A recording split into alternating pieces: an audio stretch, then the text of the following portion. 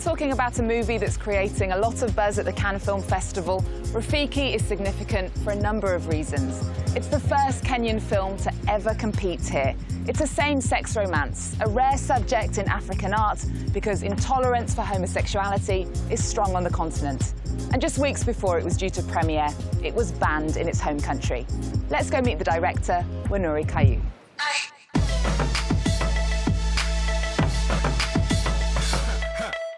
Wasichana wa MCA, unadhani mababa zao wanajua?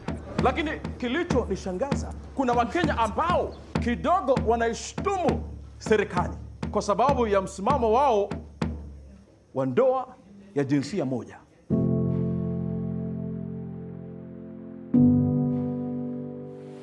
Wanuri, congratulations on your film. Thank you. It's such an honor to be here.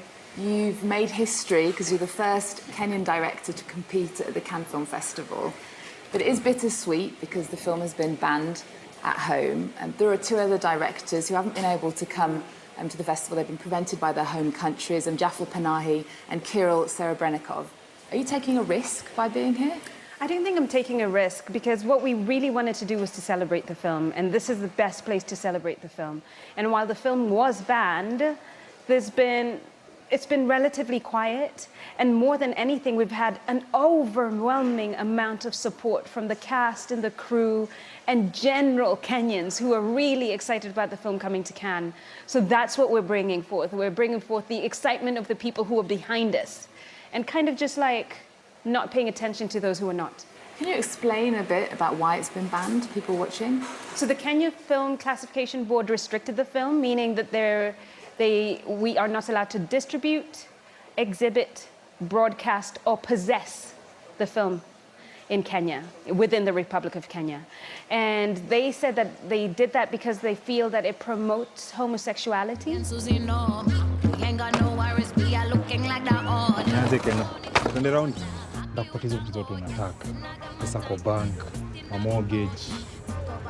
Hizo ndio vitu mimi udai tu. Hizo ndio vitu kila mtu hutaka tena. Doesn't she just look like a proper woman? Look at you. You're nothing.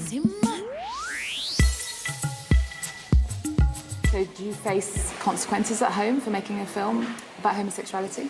There've been threats of arrest, but we'll see what happens because we truly believe that we have a strong constitution that allows us the freedom of expression. And although our constitution is very, very young, it's only 8 years old, we do have rights to express ourselves, and we fully, fully believe in our constitutional rights as artists. Rafiki is based on the award-winning short story Jambolatry. It sees two lovers beaten by their community, which turns against them. Why did you want to tell this story? I really wanted to tell a love story first and foremost. There are not enough love stories coming out of Africa. So it was really important for us to be able to tell a really tender, soft, innocent, kind of naive love story about these girls. And despite all the difficulties they go through in the film, I feel like there's such love and such tenderness between the two main characters. Then that's what we wanted to glorify. That's what we wanted to put forth. That's what we really wanted to celebrate. The idea of young love.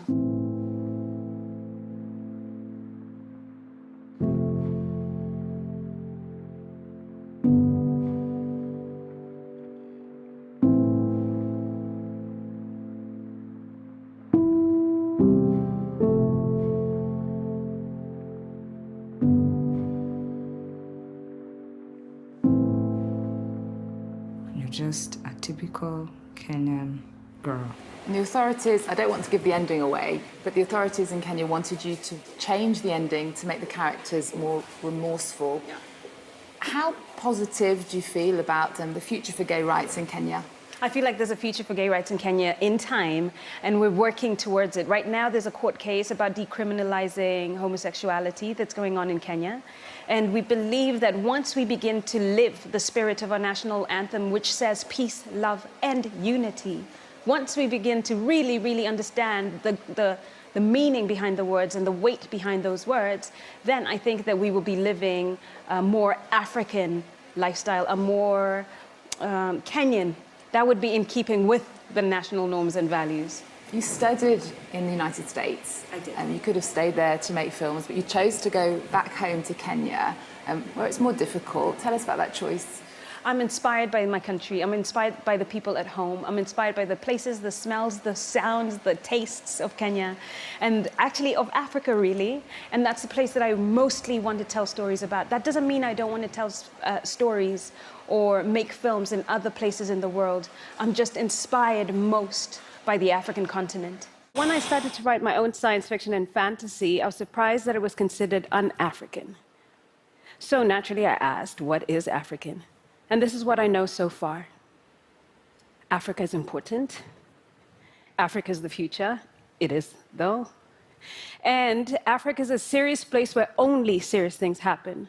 And you've done a lot of firsts for Kenya. Your short film, Pumzi, is said to be Kenya's first science fiction film. But you talked also about, when you made that, people said it was un-African. Yeah.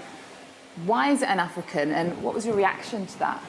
I think that it's kind of curious because we're trying to figure out what the definition of African and un-African is. It's not defined by us because we're very clear about how we live and how proud we are of the work that we celebrate. And we are African, so anything that comes from us has to be African. There's no other way about it. It might not be done often, and sometimes it's not accepted, but it doesn't make it any less African. And those are the challenges, or those are the things that we're challenging, the ideas and the concepts around definition of identity.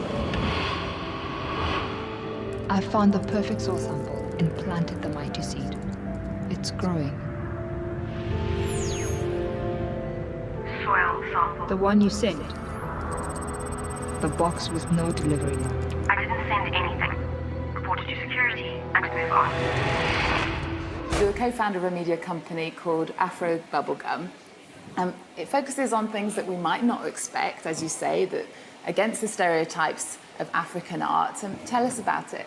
So Afro Bubblegum is more than just a media company. Right now, it's even a genre. People are describing their work as Afro Bubblegum art if it is joyous, or if it is fun, or if it is frivolous. Artists, whether in different forms, are beginning to say, my work is Afro Bubblegum work. And we're so glad, we're so proud that we launched this word into existence and people are claiming ownership of it. So is that the future of African film? I think the future of Africa is joyous, and I think the future of Africa is hopeful. So the future of Africa is definitely Afro Bubblegum. Winori, you're making history here at the festival. What's it like? How are you feeling being here? I'm so excited and incredibly nervous at the same time. It's a bag of mixed emotions, but what has been kind of sustaining us, the images that has been sustaining us, is this image of young African women walking the red carpet, young African women presenting their work and finding our space here, because we believe we have a space here. Good luck. I wish you the best of luck. Thank you. Thank you so much. I appreciate it. At the corner, me and Susie know we ain't got no worries. We are looking like